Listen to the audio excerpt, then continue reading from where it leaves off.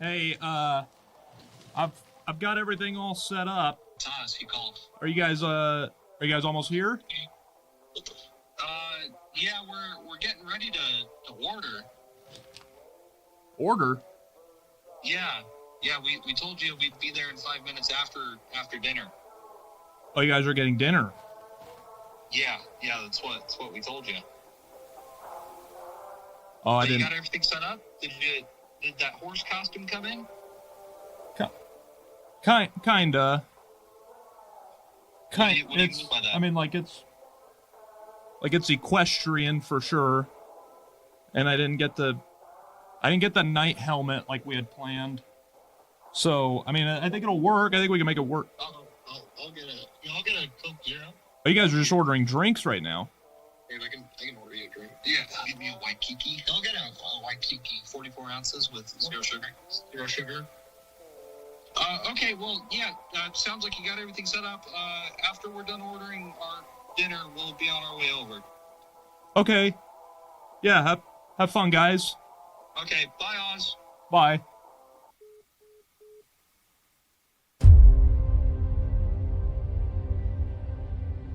About three or four, maybe a month ago now. Whenever the show ended, we filmed a pod episode where we talked about this. Yeah. And you said you had seen the first episode and Sean had crushed the entire series in one night. I believe the exact words were killed the entire series. I watched the first episode and then Jay came in about halfway through and he watched the rest of it with me. And this show was great. I remember walking in and going, oh, I didn't know I was not going to get up from here after a couple minutes. It was that good. Jay went, wow, I wasn't planning on being here for this long, but yet here we are. He came out for a snack. He came out for a little snack and he ended up staying for a whole series. And that's the good thing about this show is the episodes are like 30 minutes long. I was planning on getting back to Slay the Spire 2 and here now we I'm are. here. We're talking about slaying the Seven Kingdoms. And now we have been welcomed into Westeros. Thank you, Sean. You've been here for a while. Yeah. You've been in Westeros. I've been in Westeros since my freshman year of high school. So that's kind of the premise of this video is we've got somebody who read the book first, people who watched the show first, and then we've got Shawnee Boy who has been in the Game of Thrones since it started. He's a day oneer. Now, Sean, did you read these before the show even came out? I read the first book after the first season was like halfway through the first season, and that's when I decided to start reading the books. And I read the first book of Game of Thrones. Oh, the actual Game of Thrones. Okay, but like, what about the novella? The Knights of the Seven Kingdoms? Nope, I didn't want to watch it until either A, the full series was done, or until the season was fully over, and then I'll start digging into the show, and then go into the books because this man's been hurt too many times. No, he's got hurt once, and it was just the final season of Game of and the final 3 seasons of Game of Thrones just took forever to film and be released, and it was annoying to watch. Wait to week, and then wait a year and a half, and then wait to week, and then year and a half. Yeah. Well, it's a good thing we're not talking about Game of Thrones today, huh? Yeah, that is very well, true. we kind of are.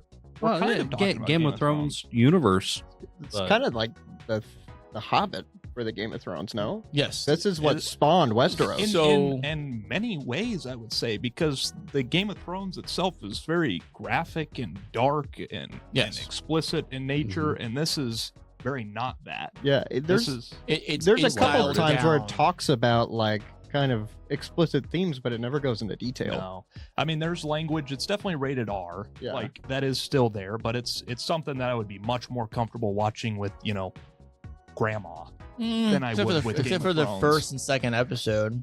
But for the most part, this is a pretty wholesome and like kind of, would you say, uplifting?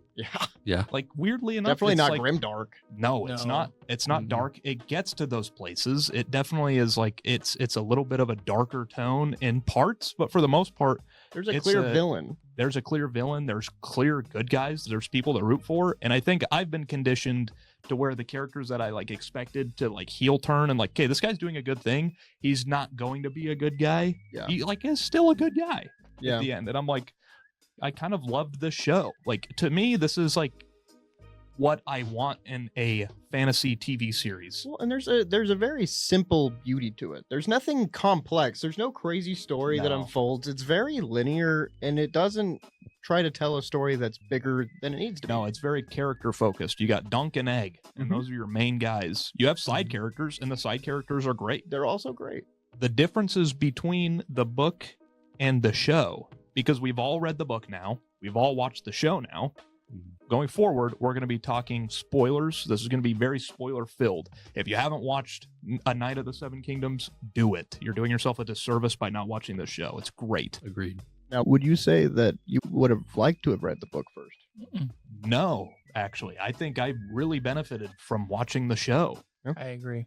because there's that big reveal in episode 2 or 3 Are you talking about with 3. Egg? with Egg. Yeah. It's 3 or 4. That big reveal was something that I was like, I didn't know that was coming. And so when it hit, I was like, holy crap, that's awesome. Because I was like, how is he getting out of this? Yeah. Like, he's gonna die.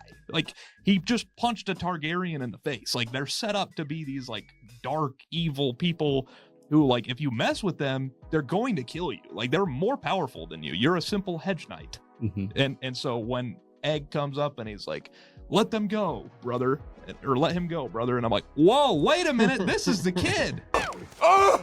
Don't touch him! You stupid boy! Hold your tongue or they'll hurt you! No, they won't. If they do, they'll answer to my father. Let go of him. Wait, Yorkle, do as I say. You impudent little rat. What's happened to your hair? I cut it off, brother. I didn't want to look like you. I was like, that was awesome. No, when I got to that part in the book, I thought he was saying like, let him go, brother. Oh, like really? Hulk Hogan. And I had to like pause for a second. I was like, wait, what? And I went back a couple of seconds and then reread it. And I was like, oh, okay. Yeah. All right. Egg is Aegon. Yep. And he's a prince. That is one thing that the book I think does better is foreshadowing that. Yeah. Because like he's like does it? Though? he Because- has very dark blue eyes, almost purple, and then like in like a couple pages later, it's like, and the Targaryens are known for their purple eyes. And I'm like, oh, interesting. Going back, I want to rewatch those first couple episodes and like see the things that I missed because he flicks him that copper, and he's like, He just stands there. Wait all you want. I know you're gonna get it as soon as I leave, and he doesn't get it as far as you can see. I just believed that he would get it. Like I just believed that Dunk was this like homeless kid who's not going to just let Dunk leave and leave the coin. He looks the part. Yeah, and so he probably didn't pick up the coin. He probably didn't care at all. Oh. A bronze coin to a Targaryen, yeah. And then it's like the you want a clout in the ear. That was so funny. Like he just keeps asking him if he wants a clout in the ear. Like that's just stuff that like his master probably told him a bunch of times, and so that's just what he thinks you have to say to your squire. You want a clout in the ear? Every knight needs a squire. You look like you need one more than most. And you look like you need a good clout in the ear. That's kind of something I love about Dunk is he is a very simple character, and he is kind of dumb, and I kind of like that. Yeah. But the difference, I guess, we're supposed to be talking about the differences now. We just kind of kept gushing about the show. The book itself, or the show, I think follows the book like extremely closely. It like does. even down to lines of dialogue being the same. There are a couple major ones. Go ahead, Sean. A lot of it's relationships. So what I mean by that is in the show, you have the relationship between the original knight and Duncan.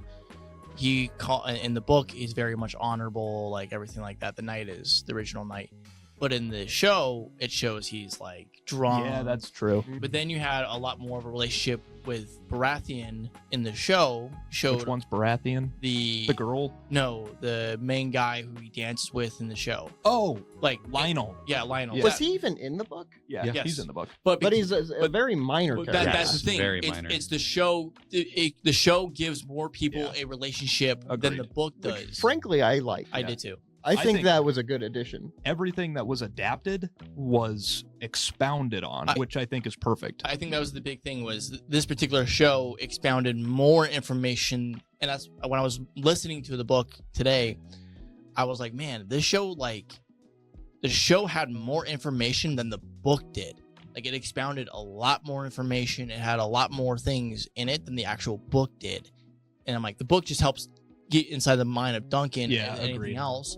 which it was nice having. Oh, what was he thinking? And you know what? Project Hail Mary did the same thing, where you get to see the thought process of characters, and that's why I like the book. But they're both very faithful translations. I agree. It does give you more of a look into what Dunk is thinking. Like, who is he as a character? I wrote that down in my notes. I said you get more of Dunk's thoughts as to why he does certain things. For example, when he tells Stefan he doesn't want to duel, it's because what's his knight's name? His hedge knight master, Sir Arlen. told him, like, don't let anybody see how you handle yourself in a fight before you get in the tourney. And so that's a part that you don't get in the show that's in the book, because he's like making the mental note, like, no, I'm not going to fight this guy because I don't want him to have any idea how I'm going to be in the ring. And then the line from Raymond's cousin, Stefan, he tells him when he's like, he's got the sword, and he's like, is that your sword? And he's like, yes, it is mine by right. And he's like, that's an odd thing to say. That's a long sword you wear. Yes, it is mine by right. It's an odd thing to say. Like, that's in the show, not in the book. The show was way more comedy than the book was. Like, there was like some comedic moments in the book, but the show itself was like a comedy. Right. The show was a lot more comical. The book was a lot more simple and serious, but to an extent. Yeah. The biggest thing for me, there's no guy that gets up and farts.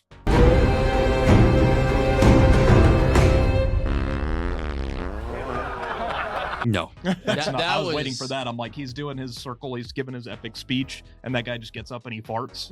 That's not in the book, unfortunately. No, I'm actually okay with that. Anything funny from the show was like most likely made for the show. There was also like the flashbacks and stuff. I took a note of that. The ending of the show is much more dramatic. I didn't know the difference between a novel and a novella going into reading The Hedge Knight, and I learned that a novella is like a very simple, straightforward A to B story with like usually following one character and a simple plot. So it's like we've got Dunk entering a tournament to win. Prove he's a good knight. But the show, they take that simple plot and they expound upon it. They flush out characters a little more, maybe sprinkle in or add a couple things here to make it seem more lively. They add the entire backstory thing for Dunk, learning about how he met Sir Arlen and why he's such an important person. And I would say that makes that episode 5, like Trial by 7, scene so much more impactful. Like seeing Sir Arlen standing over him saying like get up. Yeah. Oh, fetch. Yeah, get up. Yeah. You know, and other shows will do this too, and it never works as well. And I'm trying to pinpoint what makes it work in this so well.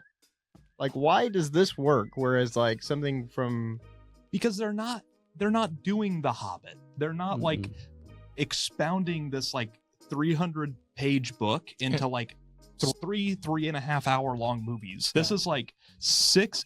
This could almost be a movie. Like, if you look at it, it's like 6 30-minute episodes. It's like that's a 3 hour long movie. Right. Like, you could just sit down and watch all of this in one sitting. Sean did. Yeah. We almost did. Yeah. So the reason why this one works a bit more is for fans who, because mind you, this is 100 years before the events of Game of Thrones. And so for those who have watched Game of Thrones, like, it expands on more behaviors and more people for Game of Thrones, which helps like audience like me, like, oh, that's really, like, that helps expand on certain information that I would have never known about. How they kind of go into lore more in this, whereas like they didn't need to do that in the book because it didn't really exist yet in the book. Yeah. Whereas like The Hobbit, they almost changed the entire identity of the book. But he says something in this. There's like a moment where he thinks to himself, like, oh, I'll never, like, he's gonna die, and he's like, oh, I'll never know the love of a woman. And it's like, that's clearly not true in the book, because, or for Dunk himself, because he says that line, and Dunk clearly had a girl that he was in love with when he was a teenager. So that was a show thing that they added. So it's like, oh, it's yeah, not that against is. adding things, and I'm not against that. Like everything with Lionel being like a more front and center character. Yeah, almost like a father figure, a lost father figure to Duncan. Yeah, and then at the end, he's like, "You can join me. Like, if you don't join me, or if you join me, I'll love you like a brother, and if you leave me, I'll hate you like a brother. And it's like, that's a great. I would have believed that was written by George R. R. Martin. I honestly thought it was. Yeah, I was it waiting might for have it. been. He might have. Yeah, he probably did. But I was waiting for it in the book, and it never happened. I was like, wow. Yeah. And the gods don't favor a fraud.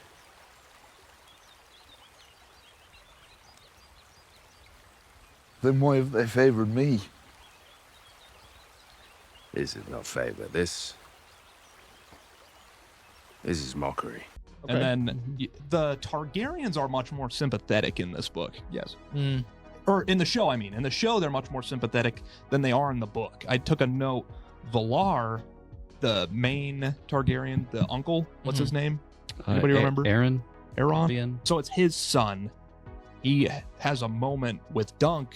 He says, like, why would But they? they're old Why gods, would they right? Why would they let you live and kill my father? And he's like, I don't know. I've wondered the same thing. And he's like, you can go now. And it's like he was not that brutal in the show. In No. the show, he's like, he just talks to Dunk, and he's just like, yeah, that sucks. Like, why would he let you live and not my father? Why would the gods take him and leave you?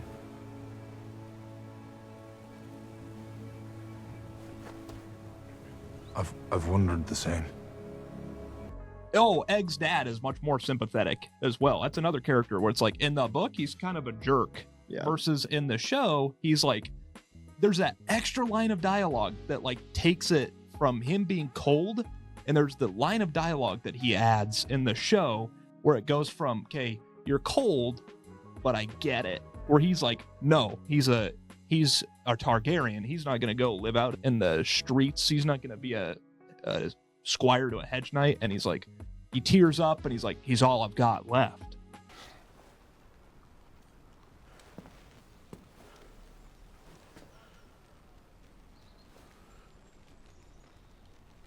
He's my last son.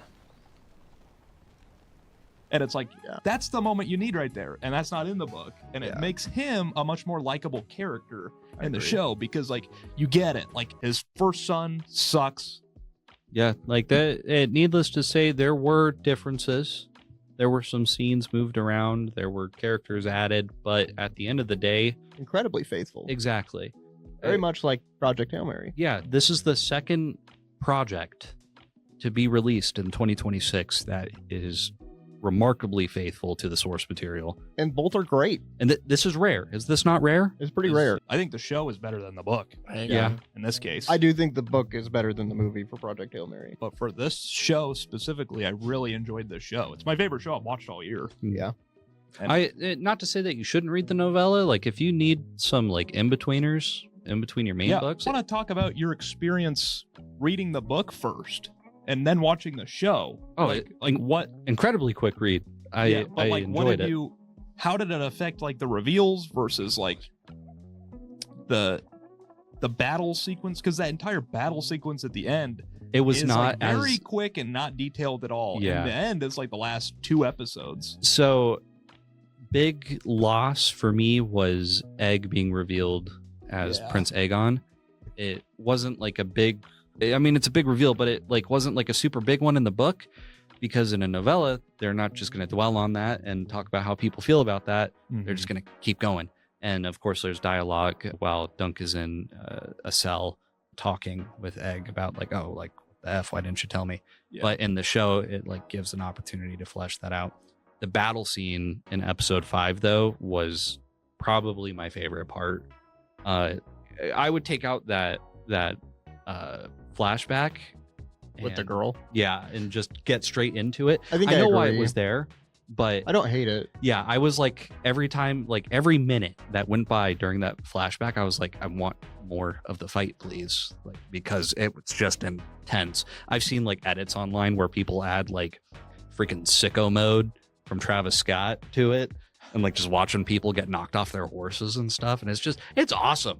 It makes me. I started like finding out that there are people who dress up in knight armor, and they'll like dress you up in knight armor, and like it's like a full on melee.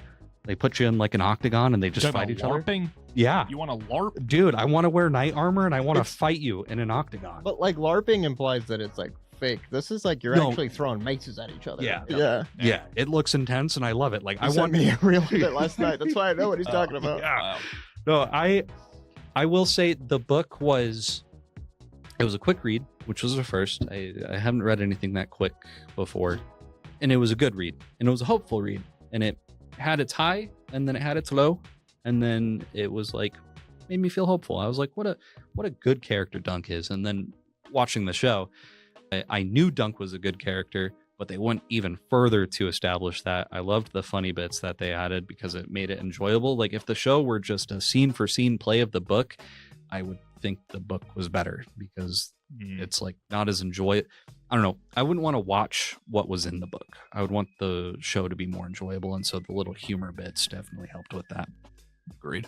I could do without the swearing though. Hot take. I'm not a great Well, there Game of is no Thrones guy. swearing in the book, which is No, interesting. the book was incredibly clean. There were no prosthetic dongs or I That's mean, only one scene. I know. And the and scene, it's meant to be funny. yeah, the scene with It Dunk was having funny. diarrhea Yeah, it was was- funny. It took me off guard. Yeah. That's got to be fake, right? But like all of the swearing and stuff, it was an incredibly clean book. And Yeah. then just the show, I was like, I guess this is just a Game of Thrones thing. You got to have your swears and stuff. He's like holding it like it was a hose, and I was like, "Holy crap!" There's no way that thing's real. He's still on the prosthetic dong. Just burned an image in his mind. Sir, Burn Sir an image Arlen's, in everyone's mind. Sir Arlen's dong. He just walks out. Whoa! He was a true knight. Different than other men. It's funny because when it happened, when I first watched him, like, oh, well, there we go. There's a Game of Thrones. Besides the butt crap coming out. Oh, first yeah, episode- you get the butt. besides I didn't that, see that. Yeah, it was in the first episode. I didn't was watch like the the first, like, 2 episode, so that minutes. makes sense. Yeah. Yeah. It like other than that, like it's and none relatively of it is like tame. sexual. No. It's all played for laughs. Yeah. So overall, Sean, you got any closing thoughts? Just if you guys are gonna do it, at least start reading the books. Here's my That's it. problem, and I'm going to tack this on here, and I'm going to fine. keep this at the end. I hate the fact that it's probably never going to be finished. It won't. And whatever the show did at the end isn't what's going to happen in the book. Like he said that, like characters that died in the show are going to be alive in the book. Whoever, did he even say like whoever's on the throne at the end, is that going to be the same? Like whoever ends up on the throne, is that going to be who is on the throne? So the thing is, at least to my understanding, the book and the show are going to be different, but they're going to have close to the same ending. Like whoever's on the throne at the end is the person that to my will be knowledge, possibly. I'm not 1,000% sure. I also don't know what's going to happen in the book. Because he's got 2 more books. He claims 2 more books that Right. he's going to write. Because he's on book And 5. that pisses me off. For a Game of Thrones? Yes, for the Song of Ice and Fire, there's supposed to be a Because- total 7. Is that the name of the series? Yes. Because he's not going to finish it. No. He's going to keep writing about football on his blog. And it's funny because he's obviously written The Knights of the Seven. He's written House of Dragons. He's written so many other Yeah, things. he's like so deep in HBO. I don't get it. He made Elden Ring lore. It's like, dude, And Freaking- Elden Ring I proves want to read Game of Thrones. I really want to read Game of Thrones because there's so much that I feel left out of. But I can't do it because I hate not having an ending and knowing that it probably will never happen. Can I also say, if you do read the books, by I think halfway through book 4, if my understanding is correct, it pivots pretty significantly from the book to the show. So that's like the first 2 books are really, really close with like a little bit of lore and a little bit of explanations that are missing from the show. But then by like book 3, book 4, it starts slowly. But then book 5 is a whole different, like just From the show? from the show. Okay. So I have no intentions of ever watching a show. If I was to Yeah, touch Game not of Thrones, I would read the book. and that's recommended. Yeah, because even like, so I'm re-listening to the first book right now. Even like the nudity scenes that I've like watched. I've watched Game of Thrones like all the way through like 8 or 4 times, like a decent amount of times.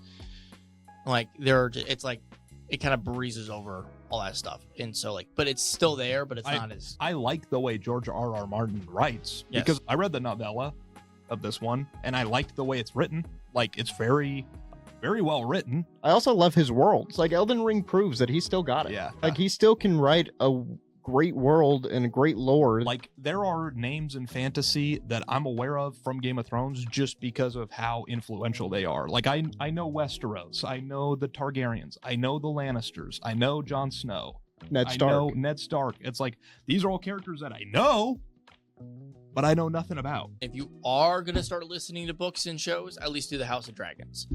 Yeah, I kind of don't care. This is kind of it for me. I love the Night of the Seven Kingdoms, and that's kind of where I'm at. That's fine. It's beautiful because as somebody who just doesn't care about Game of Thrones, you don't need to know anything about it. I didn't feel left out at all. No. It was a solid show about a hedge knight who came from nothing and proved that he is more of a knight than even the elite. Yep. And that's what's important. And That's the message. That end battle too, where he is just getting the snot kicked out of him. Yeah. And he like can't see because that one eye is like closed up, and he's getting stabbed a bunch of times. It's like, holy crap, is Dunk gonna make it? Yeah. It's like, it's brutal at the end there. I did think they were gonna kill him in the show. I was like, he's gonna die. How's he coming back from this? He's fetching Rocky, bro. That was awesome. It was such a great show. I can't recommend it anymore. Like, it's a 10 out of 10 for me. Jay, rating? Show? Yeah. Oh, 10. Dave? 10. Sean? It was a 10. Yep. I mean, it's across the board. This is a great show. So check it out. If you've made it this far, hopefully you did already check it out and you didn't just get everything spoiled for you. If you made it this far as well, maybe hit subscribe. Maybe we can afford some correct props one day. We'll see you next one. Peace.